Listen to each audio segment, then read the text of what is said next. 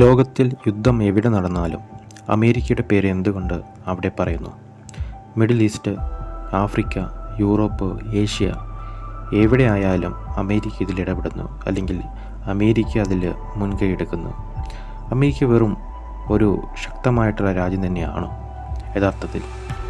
അല്ലെങ്കിൽ ലോകത്തെ നേരിട്ട് നിയന്ത്രിക്കുന്ന ഒരു സംവിധാനം ഈ അമേരിക്കയ്ക്കുണ്ടോ? ഈ കഥ തുടങ്ങുന്നത് രണ്ടാം ലോക മഹായുദ്ധത്തിന് ശേഷമാണ്. 1945 ലോകം പൂർണ്ണമായും തകർന്ന ഒരവസ്ഥയിൽ. യൂറോപ്പ് സാമ്പത്തികമായി തകർന്നു, ജപ്പാൻ നശിച്ചു, അങ്ങനെ പല രാജ്യങ്ങളും ദാരിദ്ര്യാവസ്ഥയിലേക്ക് കടന്നുപോയി. അപ്പോഴാണ് അമേരിക്ക ഇടപെടുന്നത്. അതെ, പണം ഉപയോഗിച്ച് ഒരു മാസ്റ്റർ പ്ലാൻ തയ്യാറാക്കുന്നു. അമേരിക്ക യൂറോപ്യൻ രാജ്യങ്ങൾക്ക് $1 ബില്യൺ സഹായം നൽകി. പുറത്തേക്ക് അത് സഹായം പോലെ തോന്നി, പക്ഷേ യഥാർത്ഥത്തിൽ സംഭവിച്ചത് അതൊന്നുമല്ല. ആ രാജ്യങ്ങളുടെ സാമ്പത്തിക സംവിധാനം ഡോളറിനെ ആശ്രയിച്ചു തുടങ്ങി. അതായിരുന്നു ആദ്യത്തെ കൺട്രോൾ. കാരണം ആർക്കാണ് നിങ്ങളുടെ സമ്പദ് വ്യവസ്ഥ നിയന്ത്രണം? അവർക്കാണ് നിങ്ങളുടെ തീരുമാനങ്ങൾ നിയന്ത്രിക്കാൻ കഴിയുന്നത്. ഇവിടെ ഒരു വലിയ രഹസ്യമുണ്ട്. ലോക വ്യാപാരത്തിൻ്റെ വലിയ ഭാഗം $US ഉപയോഗിച്ചാണ് നടക്കുന്നതെന്ന്. ഒരു രാജ്യം എണ്ണ വാങ്ങണമെങ്കിൽ പോലും ഡോളർ വേണം. അത് എന്താണ് അർത്ഥമാക്കുന്നത്? ഡോളർ അച്ചടിക്കുന്ന രാജ്യം അമേരിക്കയാണ്. ലോകം മുഴുവൻ ഉപയോഗിക്കുന്ന കറൻസി ഒരു രാജ്യം നിയന്ത്രിക്കുന്നു. ഇത് മിലിറ്ററി പവർ അല്ല, ഫിനാൻഷ്യൽ പവറാണ്. ഇതാണ് മോഡേൺ കൺട്രോൾ. ഇനി മറ്റൊരു ഘടകം, മിലിറ്ററി ബേസസ് അനുസരിച്ച് നോക്കിക്കഴിഞ്ഞാൽ ലോകത്ത് 80-ലധികം രാജ്യങ്ങളിൽ അമേരിക്കൻ സൈനിക താവളങ്ങൾ ഉണ്ട്. Germany, Japan, south Korea, middle east. എന്തുകൊണ്ട് ഒരു രാജ്യം ഇത്ര ദൂരങ്ങളിലൊക്കെ സൈന്യം നിലനിർത്തുന്നു? അല്ലെങ്കിൽ അവരുടെ പ്രസൻസ് എന്താണ്? കാരണം ഒരു പ്രസൻസ് ഉണ്ടെങ്കിൽ അല്ലെങ്കിൽ ഒരു ഇൻഫ്ലുവൻസ് ഉണ്ടാവുകയുള്ളൂ. ഇൻഫ്ലുവൻസ് ഉണ്ടെങ്കിലേ ഒരു തീരുമാനങ്ങൾ എടുക്കാൻ കഴിയുകയുള്ളൂ.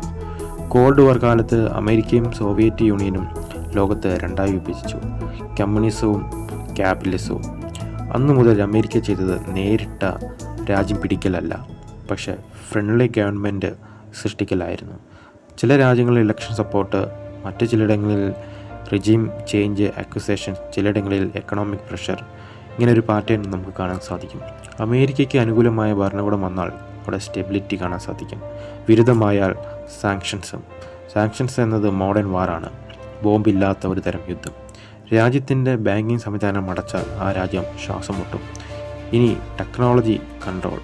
നമ്മൾ ഉപയോഗിക്കുന്ന വലിയ പ്ലാറ്റ്ഫോമുകൾ ഗൂഗിൾ, ആപ്പിൾ, മൈക്രോസോഫ്റ്റ്, മെറ്റ എല്ലാം അമേരിക്കൻ കമ്പനികളാണ്. അത് ബിസിനസ് മാത്രമല്ല, ഡേറ്റയും ഉപയോഗിച്ചുള്ളതാണ്. ലോക ജനങ്ങളുടെ വിവരങ്ങൾ ഒരു രാജ്യത്തിൻ്റെ എക്കോസിസ്റ്റത്തിൽ ആണ്.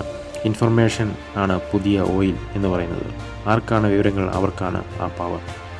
ഹോളിവുഡ് പോലും സോഫ്റ്റ് പവറായി മാറി. മൂവി, കൾച്ചർ, ലൈഫ് സ്റ്റൈൽ തുടങ്ങിയവ. ലോകം അമേരിക്കൻ സ്വപ്നം കാണാൻ തുടങ്ങി. കൺട്രോൾ എല്ലായ്പ്പോഴും ഫോഴ്സ് കൊണ്ടല്ല, ഇൻഫ്ലുവൻസസ് കൊണ്ടാണ് എന്ന് നമുക്ക് അമേരിക്കയുടെ പെരുമാറ്റത്തിൽ നിന്നും അല്ലെങ്കിൽ അവരുടെ കൈക്കടത്തിൽ നിന്നും മനസ്സിലാക്കുവാൻ സാധിക്കും. നിങ്ങൾ സ്വയം ആഗ്രഹിക്കുന്ന രീതിയിൽ നിങ്ങളുടെ ചിന്ത മാറ്റിയാൽ അതാണ് ഏറ്റവും ശക്തമായ ഒരു നിയന്ത്രണം എന്ന് നമുക്ക് മനസ്സിലാക്കാൻ കഴിയും. ഇനി മിഡിൽ ഈസ്റ്റിലെ എണ്ണ, ഓയിൽ ട്രേഡ് ഡോളറിൽ മാത്രം നടക്കണമെന്ന് ഉറപ്പാക്കിയത് പെട്രോ ഡോളർ സിസ്റ്റം എന്നതോടെയാണ്. ഇത് കാരണം അമേരിക്കൻ കറൻസി ലോകത്തിൻ്റെ ബാക്ക് ബോൺ ആയി മാറി. Oil plus dollar global control എന്ന രീതിയിലേക്ക് കൊണ്ടുവന്നു. പക്ഷേ മറ്റു സത്യം കൂടിയുണ്ട്. അമേരിക്ക മാത്രം നിയന്ത്രിക്കുന്നില്ല. ചൈന ഇപ്പോൾ വളർന്നുകൊണ്ടിരിക്കുകയാണ്. റഷ്യ വെല്ലുവിളിക്കുന്നു. ബ്രിക്സ് രാജ്യങ്ങൾ പുതിയ സാമ്പത്തിക സംവിധാനത്തിനായി ശ്രമിച്ചുകൊണ്ടിരിക്കുന്നു. ലോകം സ്ലോലി മൾട്ടി പോളാർ ആകുന്നു. അതുകൊണ്ടാണ് ഇന്ന് ജിയോ പൊളിറ്റിക്സ് പ്രാധാന്യം ഉണ്ടാകുന്നത്.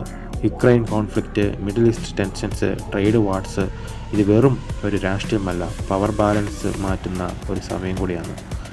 ഒരു രാജ്യം ലോകത്തെ നിയന്ത്രിക്കുമോ, അല്ലെങ്കിൽ ലോകം തന്നെ ഇൻവിസിബിൾ സിസ്റ്റംസ് കൊണ്ടാണ് നിയന്ത്രിക്കപ്പെടുന്നത്? മണി, മീഡിയ, മിലിറ്ററി, ടെക്നോളജി, ഇവ 4 ഒന്നിച്ചാൽ രാജ്യങ്ങൾ പോലും ഒരു ചെസ് പീസസ് പോലെ മാറും. ഇപ്പോൾ ചോദ്യം നിങ്ങൾക്കാണ്. നമ്മൾ കാണുന്ന രാജ്യങ്ങളാണോ, അല്ലെങ്കിൽ രാജ്യങ്ങൾക്കൊക്കെ പിന്നിലുള്ള ശക്തികളാണോ? ഹിസ്റ്ററി പുസ്തകങ്ങൾ എല്ലാം പറയില്ല, ചില സത്യങ്ങൾ ഹെഡ്ലൈൻ ആകില്ല, പക്ഷേ ലോകത്തിൻ്റെ ദിശ അവയാണ് തീരുമാനിക്കുന്നത്. ഒരിക്കൽ നിങ്ങൾ ലോക വാർത്തകൾ നോക്കുമ്പോൾ ഒരു കാര്യം ശ്രദ്ധിക്കുക, സംഭവങ്ങൾ റാൻഡം അല്ല, ഒരു പാറ്റേൺസ് ഉണ്ട്. അവ മനസ്സിലായാൽ ലോക രാഷ്ട്രീയം ഒരു രഹസ്യ ഗെയിം പോലെ തോന്നും. ലോകം മാറ്റുന്നത് എല്ലായ്പ്പോഴും യുദ്ധമല്ല, ഒരു സിസ്റ്റം തന്നെയാണ്. അത് കാണാൻ കഴിയില്ല, പക്ഷേ അതിൻ്റെ സ്വാധീനം ഓരോ രാജ്യത്തിനും കാണാം. ഇന്ന് ലോകം ചോദിക്കുന്ന ചോദ്യം, അമേരിക്ക ലോകത്തെ നിയന്ത്രിക്കുകയാണോ, അല്ലെങ്കിൽ ലോകം തന്നെ പവർ എന്ന ആശയത്തിൻ്റെ കീഴിലാണോ?